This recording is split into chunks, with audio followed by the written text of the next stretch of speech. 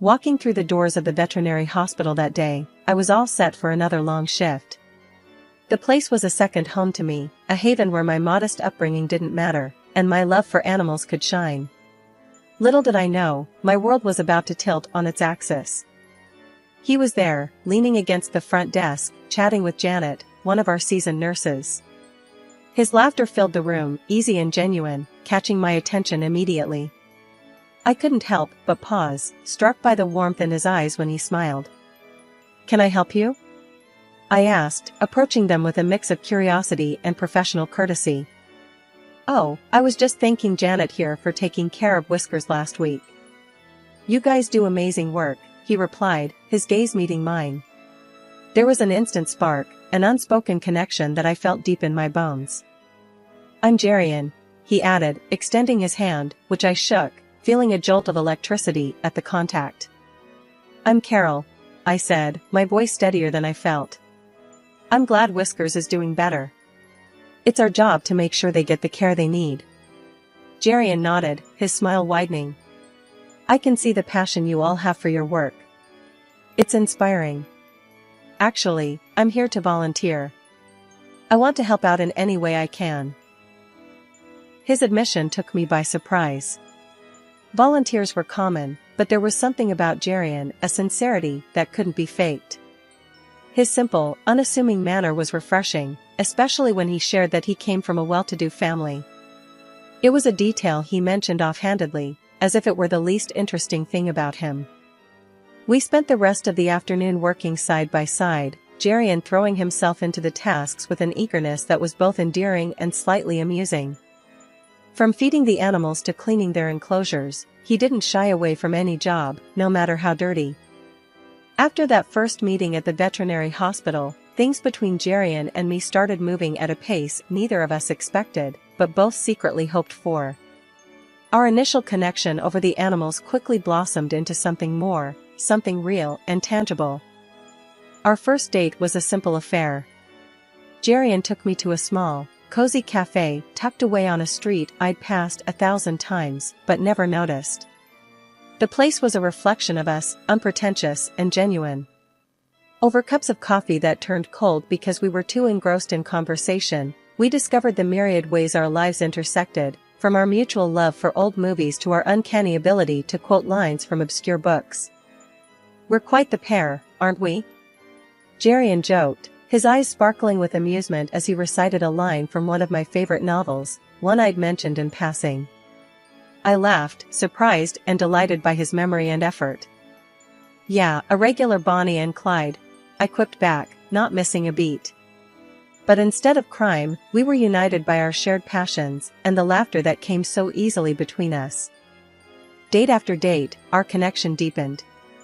We found joy in the simple things, a walk in the park, a visit to a local animal shelter, or just sitting together in silence, comfortable in each other's presence.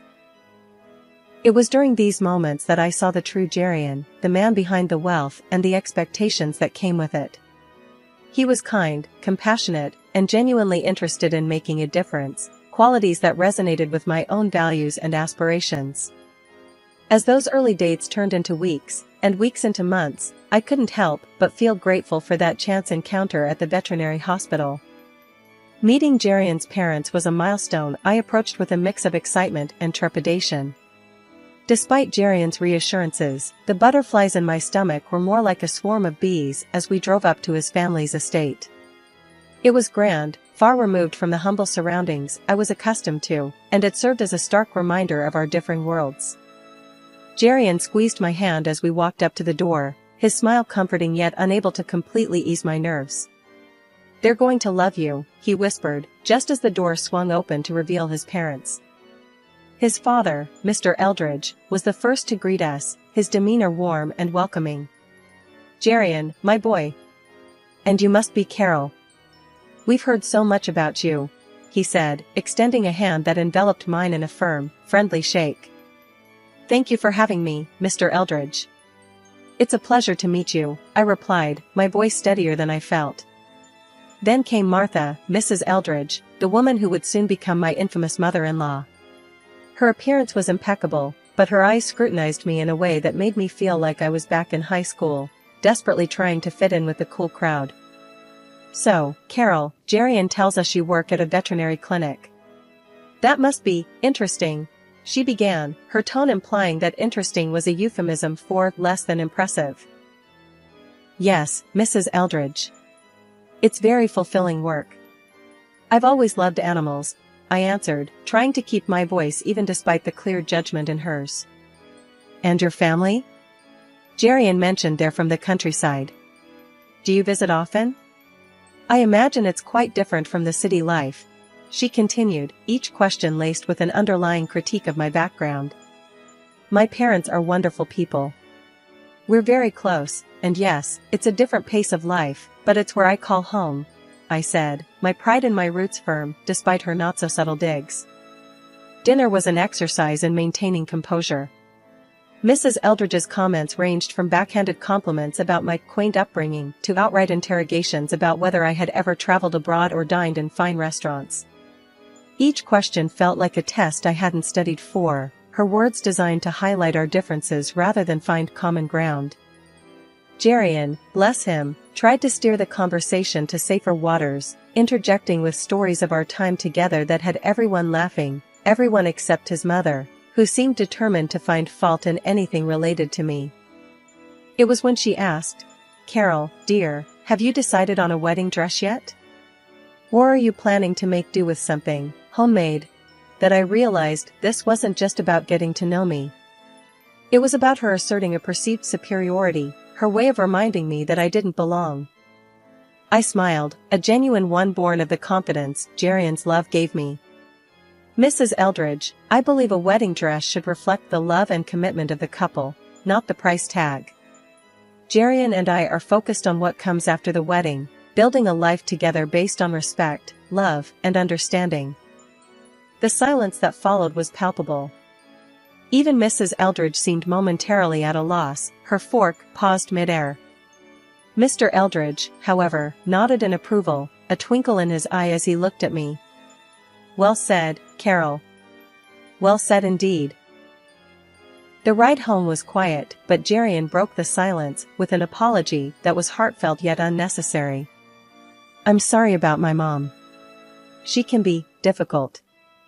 I squeezed his hand, a silent acknowledgement of his support. "It's okay, Jerian. Your love is all the validation I need. Together, we'll get through anything." As the wedding preparations unfolded, Martha made it her mission to underline our differences at every turn. Her intrusion wasn't just unwelcome, it was downright aggressive. She had a comment for everything, from the color scheme of the hall to the floral arrangements, and even the style of our invitation cards. One evening, as Jerian and I were finalizing the guest list, Mrs. Eldridge dropped by unannounced, her eyes scanning our choices with evident disapproval. "You're not seriously considering this shade of green for the decor, are you? It's so provincial," she remarked, her nose wrinkled as if she'd smelled something foul. I tried to keep my cool, but her next comment about our guest list set me off. "And these friends of yours, they're hardly the sort one expects at a wedding of our stature. It might be best to leave them off the list, don't you think?" I felt a flash of anger, but managed to keep my voice steady. "Mrs. Eldridge, Jerian and I have decided on the guest list together. Everyone we care about will be there, regardless of their status." Her lips pursed into a thin line, clearly not used to being contradicted. The tension only escalated when she turned her attention to my wedding dress, which I had chosen for its simplicity and elegance. "That dress," she sniffed. "It's charming if you're attending a country fair, perhaps. But for a wedding in our family? It's hardly appropriate." I bit back a retort, my hands clenched at my sides. Jerian, sensing the brewing storm, tried to intervene, but his mother was on a roll. "And where are you planning to honeymoon?" "A quaint little barn in the countryside?" she asked, her voice dripping with malice. That was the last straw. "Our honeymoon plans are our business," I shot back, the hurt clear in my voice. "Just like every other decision about this wedding. It's about what makes us happy, not about living up to some outdated standards." Mrs. Eldridge's eyes narrowed, but before she could retort, Jerian stepped in. "Mom, that's enough. This is our wedding, Carol's and mine. We're making the decisions that are right for us. If you can't support that, maybe you should reconsider your involvement in the planning." The room went silent, the tension thick enough to cut with a knife. Mrs. Eldridge huffed, muttered something under her breath about speaking later, and stormed out. After she left, the air felt lighter, as if her departure had lifted a weight from the room. Jerian wrapped his arms around me, his apology whispered in my ear. "I'm sorry, Carol. I don't know what's gotten into her. It's not your fault," I sighed, leaning into his embrace. "But I'm glad you said something. This is our wedding, our day. It should be about us, not about pleasing everyone else." The wedding day, supposed to be the happiest of my life, started off just like I'd always dreamed. The church ceremony was beautiful, filled with love and promise. I stood there, in my simple yet elegant dress, feeling truly beautiful and cherished, hand in hand with Jerian, my soon-to-be husband. But amidst the joy, a nagging feeling tugged at me. Glancing over, I caught my mother-in-law's expectant look, her smirk barely hidden. It was clear she was plotting something, but I pushed the thought aside, hoping for the best. The ceremony concluded without a hitch, and as we headed to the reception, I tried to hold on to the happiness of the moment. However, as soon as we arrived, I saw her again, my mother-in-law, moving towards the microphone with a purpose. My heart sank. With all eyes on her, she began, her voice dripping with feigned sweetness. "Ladies and gentlemen, I just wanted to take a moment to talk about our newest family member." Her gaze locked with mine, and I felt a chill. Coming from such humble beginnings, it's truly remarkable how resourceful Carol has been. From the village to here, embracing our family with open arms, like a true freeloader, and, dare I say, a beggar at our doorstep. The room fell silent, the guests exchanging uncomfortable glances. Even those from Jerian's side, the so-called high society, looked taken aback by her harsh words. I stood frozen, shock giving way to humiliation, tears blurring my vision as I heard a few gasps and murmurs ripple through the crowd. Beside me, I could see my parents, their faces flushed with shame, hurt by the cruel words aimed at their daughter. Before I could process everything, Jerian was by my side, his voice filled with anger and apology. "I'm so sorry, Carol. I had no idea she'd stoop this low," he whispered, his arm wrapping around me in support. But before we could react further, an unexpected ally emerged. Jerian's grandmother, a respected matriarch of the family, stood up, her presence commanding attention. "Enough," she boomed, her voice cutting through the tension. "I cannot believe what I'm hearing. This woman, who speaks so ill of simplicity and humility, seems to forget her own roots. Did you all know? She herself was once nothing more than a servant in our household. And now, look how she turns her nose up at those very beginnings." The room erupted in whispers, the tables turned. My mother-in-law's face went from smug satisfaction to utter horror, her cheeks burning red as the grandmother continued to dismantle her facade of superiority. "This girl, Carol, has shown more grace and dignity than you ever have," the grandmother said, her gaze softening as she looked at me. "She is welcome in our family, not for her background, but for her heart." The reception that followed was a blur. My mother-in-law, now the subject of whispered conversations, left early, her exit barely noticed in the renewed celebration. Jerian was by my side throughout, his apologies unnecessary as his love and support spoke volumes. The room was still buzzing from the grandmother's unexpected defense of me. Guests whispered among themselves, casting sidelong glances at the now absent mother-in-law. Jerian squeezed my hand under the table, a silent promise of solidarity. "Can you believe what just happened?" Jerian asked, his voice a mix of astonishment and relief. I shook my head, still processing the whirlwind of emotions. "No, Jerian, your grandmother, she was incredible. I didn't think anyone would stand up to your mother like that, let alone in such a public way." Jerian smiled, a look of pride crossing his face. "Grandma has always been the matriarch of our family. She doesn't tolerate injustice or cruelty. I guess I forgot how formidable she can be. We were interrupted by the approach of the very woman of the hour, Jerian's grandmother. Her presence commanded respect, yet there was a warmth in her eyes as she looked at us. "Carol, dear, I hope you're feeling better after that unpleasantness," she said, her voice firm but kind. "Thank you, Mrs. Eldridge. Your words meant the world to me.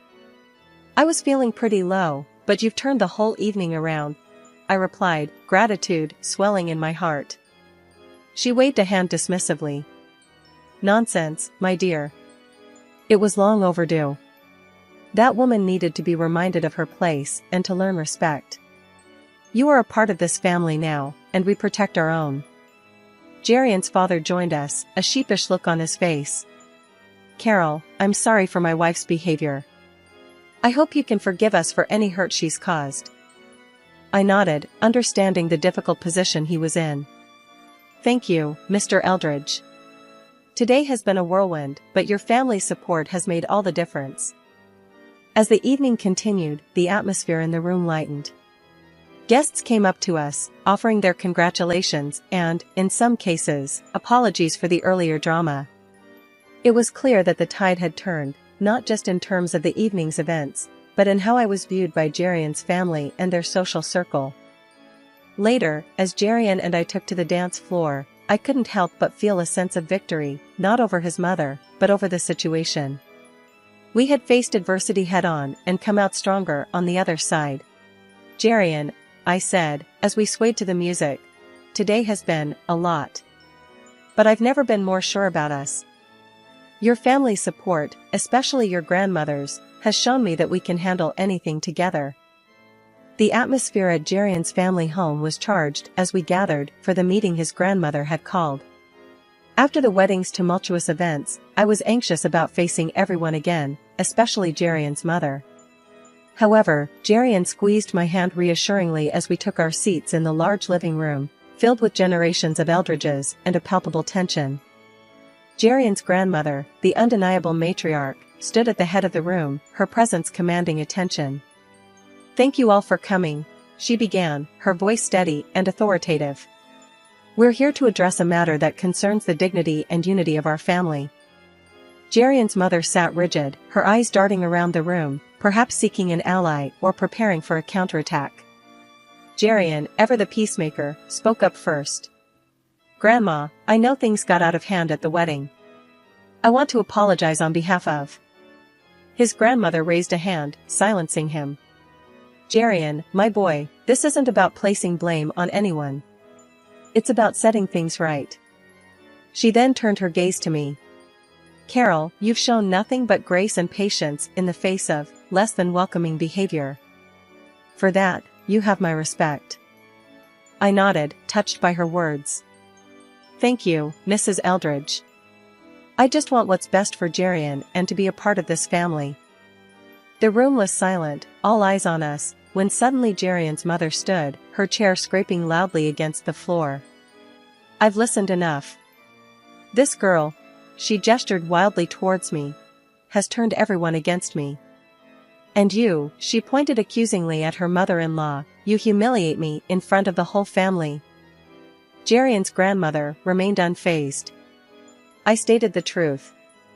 You forgot where you came from, and you tried to belittle Carol for her origins. That's not the Eldridge way." Jerian's father finally spoke, his voice firm. "Enough, Martha. Your behavior has been unacceptable. It's time you reflect on your actions and their impact on our family's reputation." The room went quiet again as the weight of his words settled in. Jerian's mother sank back into her chair, her defiance fading. The grandmother continued, "We are a family. And families support and lift each other up, not tear each other down. Carol, you are welcome here, always." As the family meeting began to wind down, with the air still heavy from the discussions and revelations, Jerian's grandmother, the respected matriarch, had one more issue to address. She cleared her throat, signaling that she wasn't quite finished, drawing the room's attention once again. "Now, there's another matter I need to bring to light," she started, her tone serious, hinting at the gravity of what was to come. From her purse, she pulled out a long list, the paper rustling loudly in the quiet room. It's come to my attention that Martha's spending has been, to put it mildly, extravagant and irresponsible over the past month. The room fell silent, every pair of eyes fixed on the list that seemed to unravel like a scroll. Jerian's mother shifted uncomfortably in her seat, her earlier defiance melting into panic. These expenses, the grandmother continued, are not only frivolous, but are bleeding our family resources dry. This cannot go on. Martha, now pale, looked around, perhaps hoping for an ally, but finding none, she turned to her husband, desperation in her voice. You can't let her do this to me. You know we need the money for. Her husband, a man who had been quiet for most of the meeting, spoke up, his voice firm and devoid of any warmth he might have previously held for her. I agree with my mother. It's time you learned the value of hard work, Martha. I won't support your lavish lifestyle anymore. Martha's eyes widened, her mouth opening and closing, but no words came out. The realization that she was truly alone in this, that her actions had consequences, seemed to finally dawn on her. And if your behavior continues along this path, he added, the threat clear in his tone, I will have no choice but to seek a divorce. Our family's reputation and well-being come first. The finality in his statement left no room for argument. Martha was visibly shaken, her composure completely shattered.